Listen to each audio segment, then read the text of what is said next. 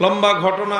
এক যুদ্ধ থেকে ফেরার পথে রাসূল সাল্লাল্লাহু আলাইহি ওয়াসাল্লামের সেই সফরে আম্মাজান আয়েশা সিদ্দিকা রাদিয়াল্লাহু আনহাও নবীজির সফর সঙ্গী ছিলেন। তিনি একটা উটের পিঠে আরোহণ করতেন, উটের উপর একটা পালকি থাকতো, সেই পালকিতে উনি আরোহণ করতেন এবং সেই পালকিটা যখন সফর চলতো উটের উপরে থাকতো। যখন কোথাও যাত্রা বিরতি হতো পালকিটা উটের পিঠ থেকে মাটিতে নামায় রাখা হতো, উনি সেই পালকি থেকে নেমে নিজের প্রয়োজন পূরণ করতেন। আবার যখন যাত্রা শুরু হবে তিনি পালকিতে উঠে গিয়ে বসতেন। চারজনের দায়িত্ব ছিল তারা এসে পালকিটা ধরে উটের উপরে উঠায় দিত। তো একদিন সফরের ফিরতি পথে রাত গভীরে যখন যাত্রা বিরতি হলো, সবাই যার যার মতো ওযু ইস্তেনজা সেরে ঘোষণা হলো যে কিছুক্ষণের মধ্যেই কাফেলা যাত্রা শুরু করবে, সবাই প্রস্তুত হয়ে নেন। আম্মাজান আয়েশা রাদিয়াল্লাহু আনহা তিনিও প্রয়োজন সেরে প্রস্তুত হওয়ার জন্য গেলেন। তো সেখানে গিয়ে ওনার গলার হার এটা তিনি হারিয়ে ফেললেন, গলার হার খুঁজে পান না। তো গলার হার তালাশ করতে করতে দেরি হয়ে গেছে। তো দেরি হয়ে যাওয়াতে যখন যাত্রার সময় হয়ে গেছে, যাদের দায়িত্ব ছিল পালকি উঠায় উটের পিঠে দেওয়ার, তারা এসে মনে করছে যে ঘরের এই পালকির ভিতরে আম্মাজান আছেন, এটা মনে করে তারা চারজন পালকি ধরে উটের উপরে উঠায় দিছে। উনি যে আসেন নাই এখনো এটা তাদের আর বুঝে আসে নাই, তারা টের পায়নি। তো কাফেলা যাত্রা করে ফেলছে।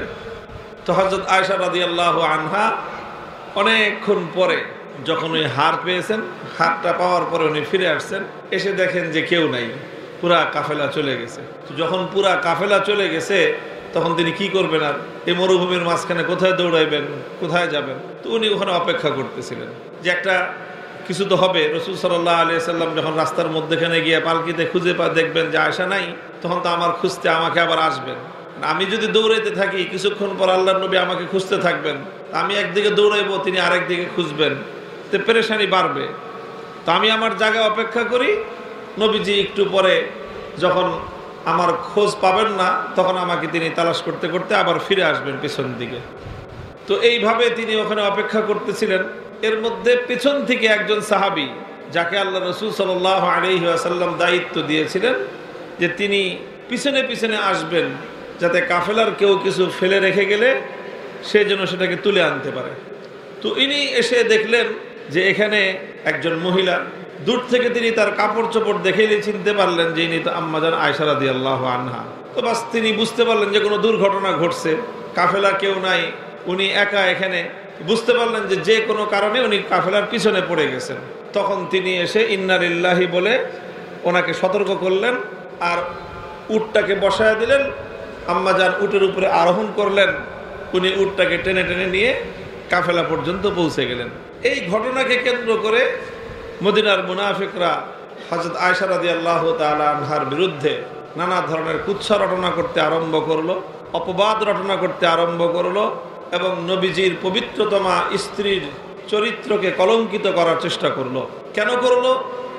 কারণ মুহাম্মদুর রাসূলুল্লাহ সাল্লাল্লাহু আলাইহি ওয়াসাল্লামের পবিত্র স্ত্রীর উপর যদি কলঙ্ক লেপন করা যায়, তাহলে যারা সমাজে অশ্লীলতা, ব্যভিচার, অন্যায়, অবিচার ছড়ায় দিতে চায় তাদের জন্য সুবিধা।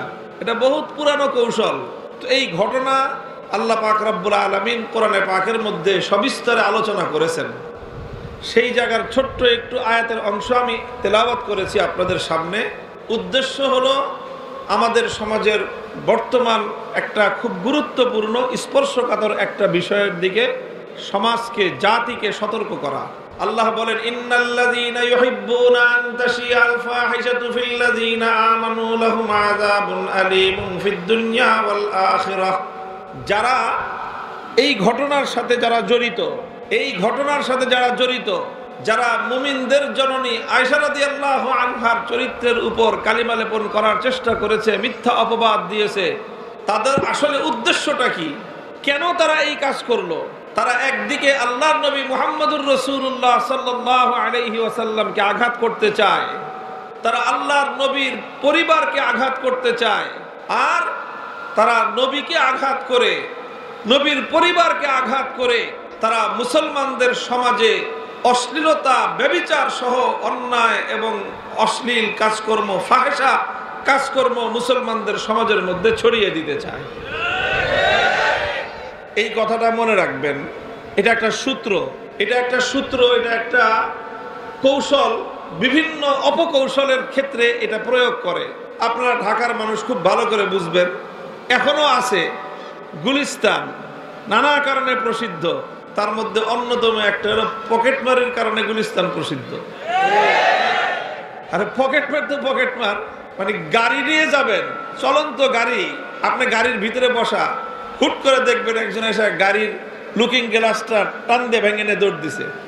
আপনি তাকায় থাকবেন, করার কিছু নাই।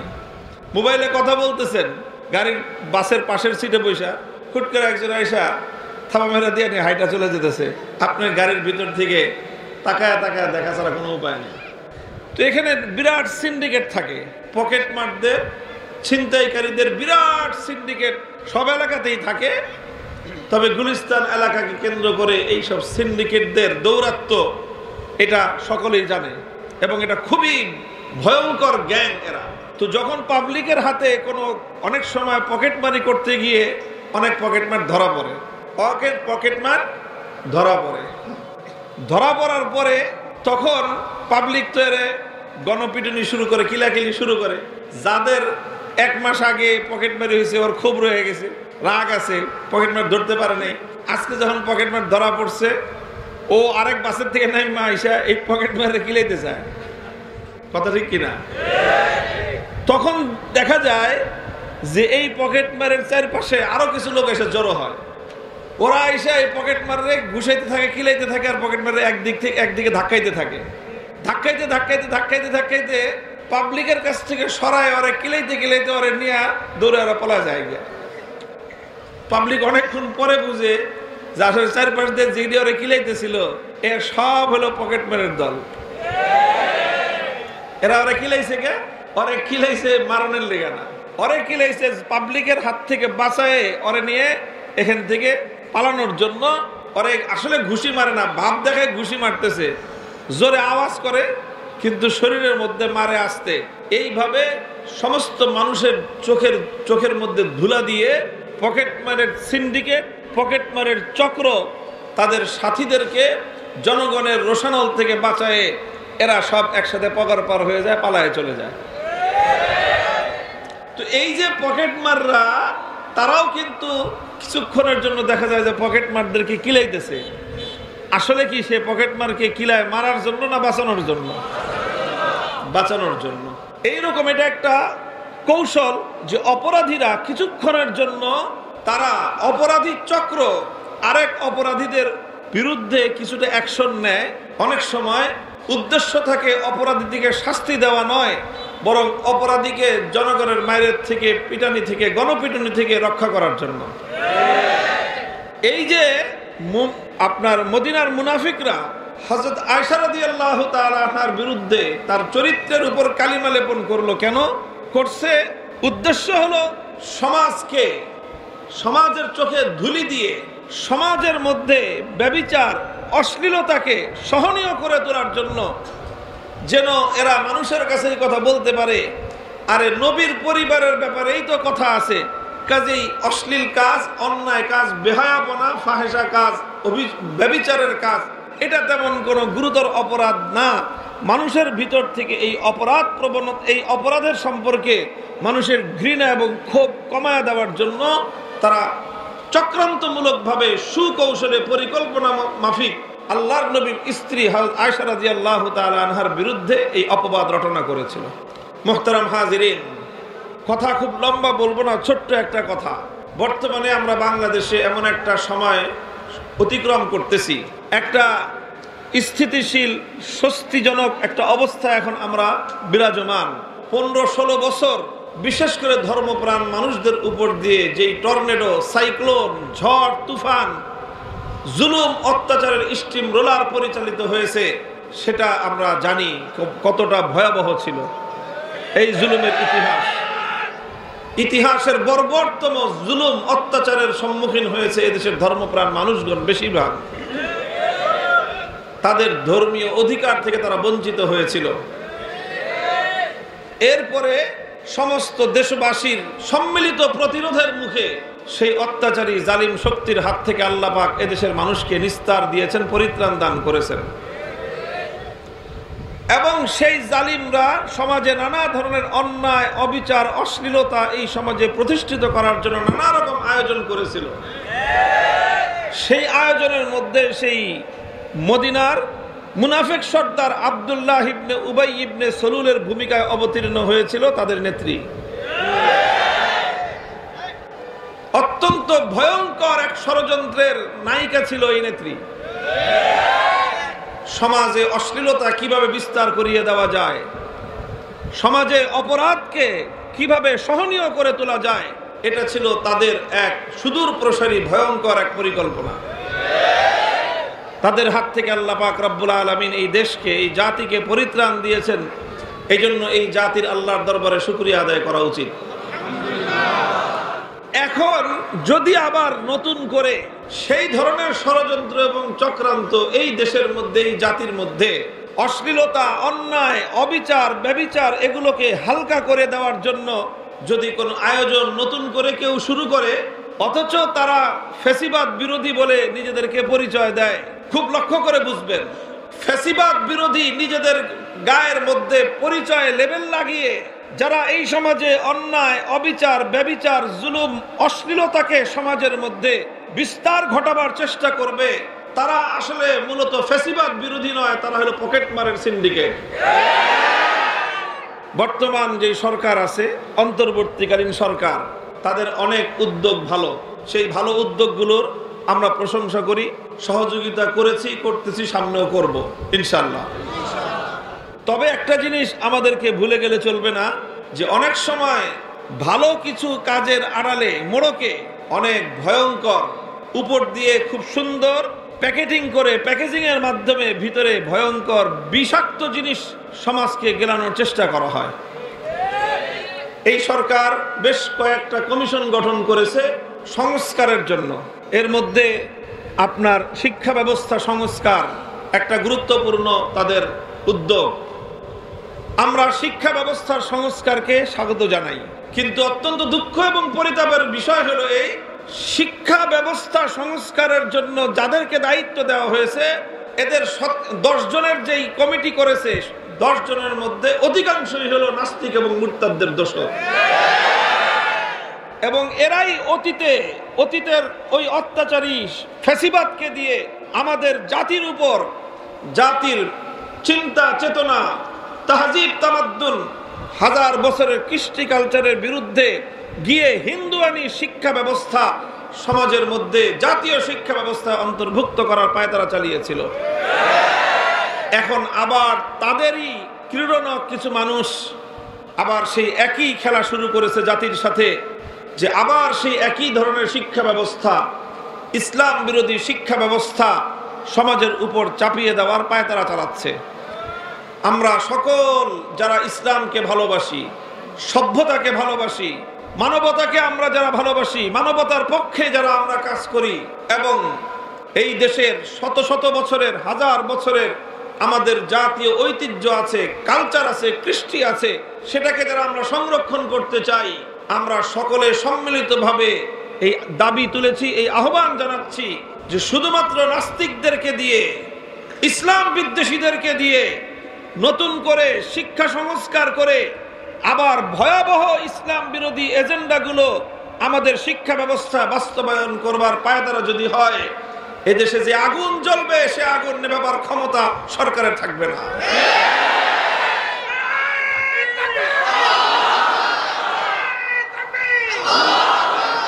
আমরা আমাদের সবসময়ের একটাই কথা, সবার সাথে সম্পর্ক ভালো আছে, ভালো থাকবে, কিন্তু ইসলাম বিক্রি করে কারো সঙ্গে পীড়িত আমরা করব না। ইসলামের স্বার্থ জলাঞ্জলি দিয়ে কারো সঙ্গে খাতির করব না। ইসলামের স্বার্থের বিরুদ্ধে যেই যাবে তার বিরুদ্ধে মাঠে নামতে আমরা এক মুহূর্ত বিলম্ব করব না।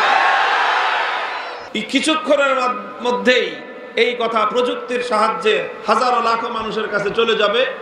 আমি পয়গাম পৌঁছে দিচ্ছি আমরা যে ইসলাম বিরোধী নতুন করে কোন শিক্ষা কারিকুলাম বাংলাদেশের মাটিতে যদি বাস্তবায়ন করার চেষ্টা করা হয়, তাহলে যে আগুন জ্বলবে সে আগুন নেভানোর ক্ষমতা অন্তত এই সরকারের থাকবে না। এক নম্বর কথা। কাজেই যেই দাবি আমরা জানিয়েছি, আমরা বলি না যে 10 জন আলেমকে দিয়ে শিক্ষা কমিশন করেন, এটা বলি না। তবে আমরা এটা অবশ্যই বলি যে 10 জনের শিক্ষা কমিশন হবে, এদেশে একজন ইসলামী শিক্ষাবিদ সেখানে থাকবে না, সেই কমিশন বাংলাদেশের মুসলমানরা গ্রহণ করবে না। শিক্ষা কমিশন নিয়ে আজকে এতটুকু বললাম, এরপরে আমরা দেখব সামনে তাদের পদক্ষেপ কি হয়। আমরা সেটা দেখে আমাদের পরবর্তী পদক্ষেপ আমরা গ্রহণ করব।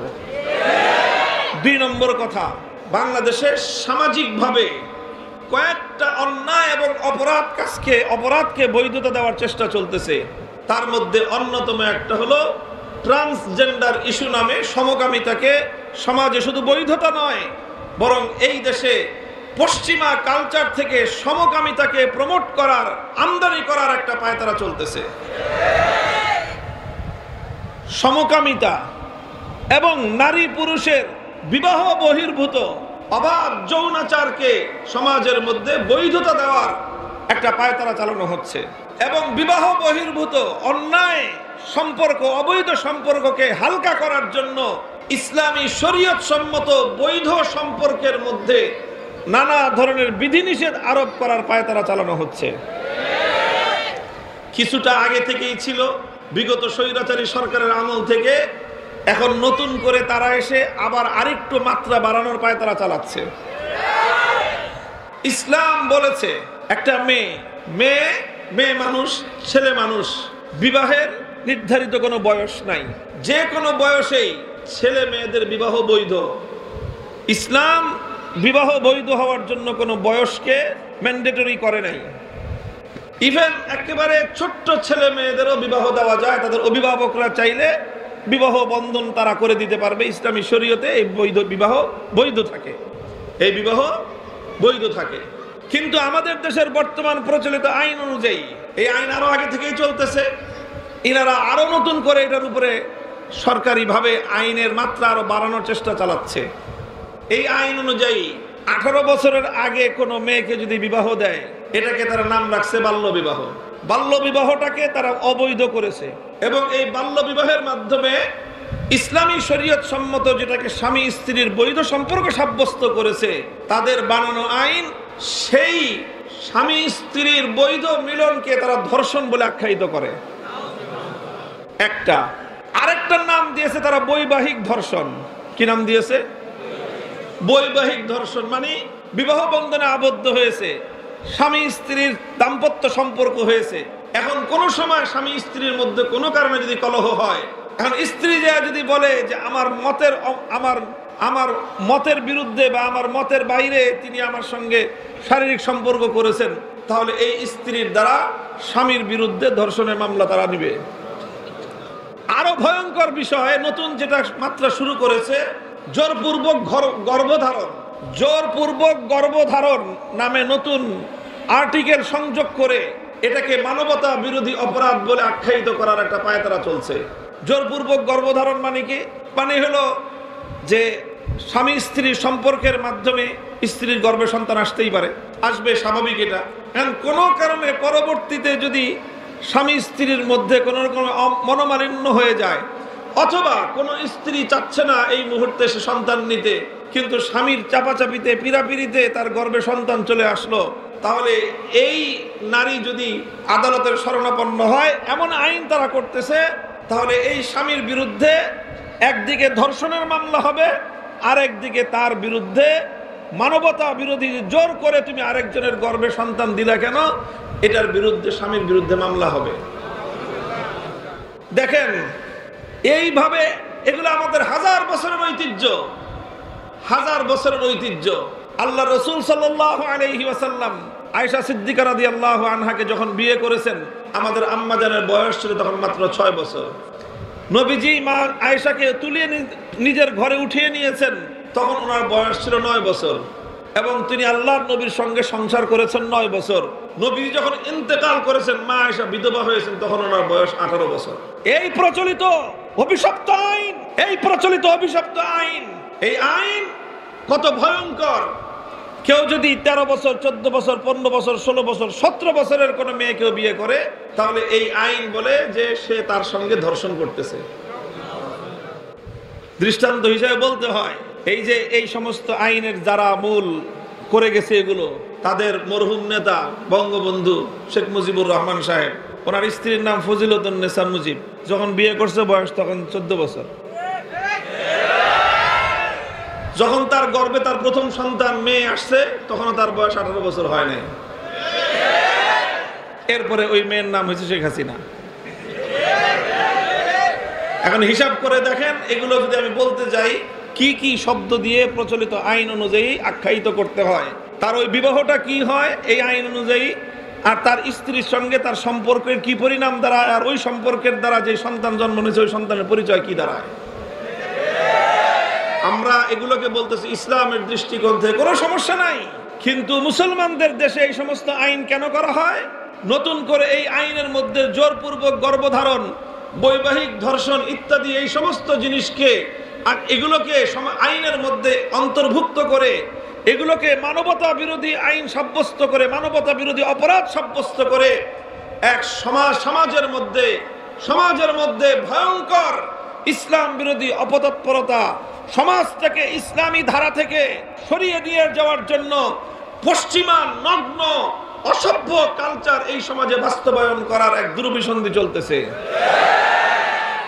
আমরা স্বৈরাচারী ফ্যাসিবাদের বিরুদ্ধে অন্তর্বর্তীকালীন সরকারকে সমর্থন দিচ্ছি। ওনারা বিভিন্ন এনজিও সংস্থাগুলোকে এবং এনজিওদের প্রতিনিধিদেরকে নিয়েই বেশিরভাগ অন্তর্বর্তীকালীন সরকারের অনেকগুলো এনজিওর প্রধানদেরকে এই অন্তর্বর্তীকালীন সরকারের উপদেষ্টা পরিষদে অন্তর্ভুক্ত করেছেন। আমরা কিছু বলি নাই। এনজিওরা অর্থনৈতিক কিছু কর্মতৎপরতা পরিচালনা করে, সেটার বিরুদ্ধে আমাদের কোনো কথা নাই, বার্তা নাই। অর্থনীতির উন্নতিতে যারা অবদান রাখে, ভূমিকা রাখে, আমরা তাদেরকে সহযোগিতা করি, আমরা এটাকে স্বাগত জানাই। কিন্তু অর্থনৈতিক উন্নতির আড়ালে আমার সমাজে সমকামিতাকে বৈধতা দেওয়ার চেষ্টা করা হবে, বৈবাহিক ধর্ষণের নাম আখ্যায়িত করে ঘরে ঘরে দিনদার স্বামী স্ত্রীর সম্পর্ককে ধর্ষণ নামে আখ্যায়িত করে সমাজে অবৈধ ব্যভিচারকে বৈধতা দেওয়ার সার্টিফিকেট দেওয়ার অধিকার আমরা কাউকে দেব না। মুহতারাম হাজিরিন, ব্যাপারটা খুবই ভয়াবহ। ইসলাম ধর্ম পরিষ্কার বলেছে, কোন মুসলিম নারী কোন অমুসলিম পুরুষকে বিবাহ করতে পারবে না। কোন মুসলিম নারী কোন অমুসলিম পুরুষের সাথে তার বিবাহ বন্ধন বৈধ নয়। হ্যাঁ, মুসলিম পুরুষ অমুসলিম নারী বলতে যদি আহলে কিতাব হয়, কোরআনের পূর্ববর্তী আসমানি অন্য কোন কিতাবের যদি অনুসারী হয়ে থাকে, কিন্তু সে কোরআনের উপর ঈমান আনে নাই, যার কারণে সে ঈমানদার না, মুমিন না, মুসলমান না, কিন্তু পূর্ববর্তী অন্য কোন আসমানি কিতাব মানে, এই ধরনের আহলে কিতাব মেয়েদেরকে বিয়ে করার বৈধতা ইসলাম রেখেছে। কিন্তু কোন মুসলিম নারীর জন্য কোন আহলে কিতাব পুরুষের কাছে বিবাহ বন্ধন বৈধ রাখে নাই। আন্তঃধর্মীয় বিবাহ বৈধতার নাম দিয়ে যদি কেউ ইসলাম যেই বিবাহকে বৈধ রাখে নাই, ওই ধরনের সম্পর্ককে বিবাহ নাম দিয়ে কেউ যদি দাম্পত্য সম্পর্ক করতে চায়, এটা কোনোদিন বৈধ দাম্পত্য হবে না, এটা প্রত্যেকটা কার্যকলাপ হবে ব্যভিচার। শেখ হাসিনার ভাগ্নি টিউলিপ একটা খ্রিস্টান ছেলেকে বিয়ে করছে, ইসলাম ধর্ম অনুযায়ী সম্পূর্ণ হারাম। তাদের প্রতিটা সম্পর্ক ব্যভিচার, এটার মধ্যে ভিন্ন কোনো ব্যাখ্যার কোনো সুযোগ নাই। এই ধরনের আন্তঃধর্মীয় বিবাহের নামে ব্যভিচারকে সমাজে বৈধতা দেওয়া হচ্ছে। আরেকদিকে ইসলাম সমর্থিত, ইসলাম প্রবর্তিত, ইসলাম অনুসৃত যেই সুন্নতের বিবাহ, ইসলাম মেয়েদের একটু অল্প বয়সে প্রয়োজনের ক্ষেত্রে বিবাহকে উৎসাহিত করেছে। আল্লাহর নবী বলেছেন, ছেলে মেয়েদের যখন বিয়ের বয়স হয়ে যায়, সাবালক হয়ে যায়, তখন যদি উপযুক্ত পাত্র পাত্রী পাওয়া যায় তাহলে তোমরা বিবাহের ব্যবস্থা করে দাও, যদি না করো সমাজে বিশৃঙ্খলা সৃষ্টি হবে। এই জন্য ইসলাম এই বিবাহকে উৎসাহিত করেছে। অথচ সেই সকল বিবাহগুলোকে আইনের মার পেছে অবৈধ ঘোষণা করে আবার সমাজের মধ্যে কিছু মানুষ আছে, তারা বাল্য বিবাহ ঠেকানোটাকে নিজেদের জন্য বিরাট একটা ক্রেডিট মনে করে। এটা কোনো ক্রেডিট নয়, এটা কোনো ক্রেডিট হতে পারে না। এই আইনগুলোকে ইসলামী আইনের আলোকে নতুন করে ঢেলে সাজাতে হবে। আমরা বলি না এই মুহূর্তে, আমরা আপনাদের কাছে এতটা আশা করি না যে আপনারা পূর্ণাঙ্গ ইসলামী শরিয়া বাস্তবায়ন করবেন। তবে এতটুকু তো আমরা অবশ্যই আশা করব যে শরিয়া বিরোধী, শরিয়ার সাথে সরাসরি কন্ট্রাডিক্টেড এবং সাংঘর্ষিক কোনো আইন বাংলাদেশে থাকতে পারবে না। এটা বাংলাদেশের মুক্তিযুদ্ধের কমিটমেন্ট। 1971 সালে যে মুক্তিযুদ্ধ হয়েছিল, সেই মুক্তিযুদ্ধ কেন হয়েছিল? কারণ 70 সালের জাতীয় নির্বাচনে যারা বিজয়ী হয়েছিল বাঙালি, তাদের হাতে পশ্চিম পাকিস্তানিরা ক্ষমতা হস্তান্তর করতে গড়িমসি করেছে বলেই 71-এর মুক্তিযুদ্ধ হয়েছিল। 70-এর জাতীয় নির্বাচনে দেশের মানুষ ভোট দিয়েছিল বাঙালি প্রতিনিধিদেরকে। কেন দিয়েছিল? তাদের কিছু কমিটমেন্ট ছিল, তাদের কিছু অঙ্গীকার ছিল। সেই সকল অঙ্গীকারের মধ্যে একটা অঙ্গীকার ছিল, পাস করতে পারলে, তারা নির্বাচিত হতে পারলে দেশে কোরআন সুন্নাহ বিরোধী কোনো আইন তৈরি করবে না। তাহলে সেই অঙ্গীকারের ভিত্তিতে 70-এর নির্বাচন হয় এবং তারা বিজয়ী হয়। আর সেই বিজয়ীদেরকে ক্ষমতা হস্তান্তর না করার কারণে 71-এর মুক্তিযুদ্ধ হয়। কাজে এ কথা বলতে কোনো দ্বিধা নাই, বাংলাদেশের 71-এর মুক্তিযুদ্ধ হয়েছিল এই অঙ্গীকারের ভিত্তিতে যে এই জমিনে কোরআন সুন্নাহ বিরোধী কোনো আইন তৈরি হবে না। আমরা স্পষ্ট দাবি তুলতে চাই, আইন সংস্কার করার, সংবিধান সংস্কার করার যে কমিশন করেছেন, সেখানে কোরআন সুন্নাহর সাথে সরাসরি সাংঘর্ষিক কোনো আইন পুরাতন যদি থেকে থাকে সেগুলোকে বানচাল করতে হবে। নতুন করে কোরআন সুন্নাহর সাথে সাংঘর্ষিক কোন আইন যদি বাংলাদেশে বাস্তবায়ন করার চেষ্টা করা হয়, শাপলা চত্বর হবে, আবার শাপলা চত্বর হবে।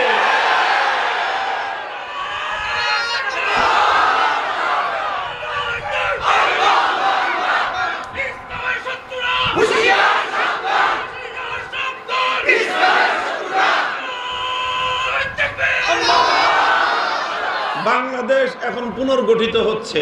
কি হচ্ছে? পুনর্গঠিত হচ্ছে, রিফর্ম হচ্ছে।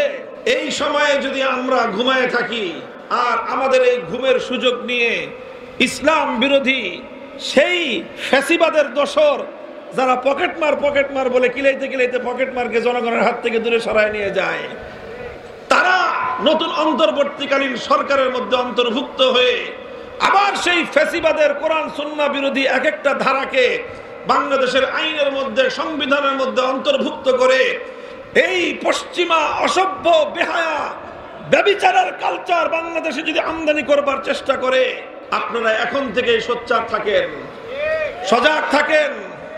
আমি আলেম ওলামাদেরকে বলবো, এই সিজনে ওয়াজ করবেন সব এই বিষয়বস্তু নিয়ে। জনগণকে সতর্ক করেন।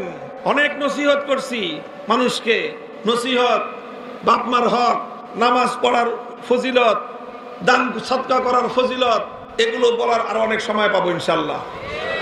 এখন যেটা বেশি জরুরি সেটা হলো যে রিফরমেশনের নামে, সংস্কারের নামে, পুনর্গঠনের নামে যদি আরো নতুন করে কোরআন সুন্নাহ বিরোধী, শরিয়া বিরোধী কোন আইন, কোন নীতিমালা, কোন কালচার বাংলাদেশে আমদানি করার, বাংলাদেশের আইন এবং বিচার ব্যবস্থায়, সংবিধানের মধ্যে এগুলো অন্তর্ভুক্ত করে দেয়ার, বিচারের মধ্যে, আইনের ধারা উপধারার মধ্যে এগুলো অন্তর্ভুক্ত করে দেয়ার যেই সকল পায়তারাগুলো চলছে, এগুলোর ব্যাপারে জনগণকে সোচ্চার করে এগুলোকে রুখে দাঁড়াতে হবে আমাদের।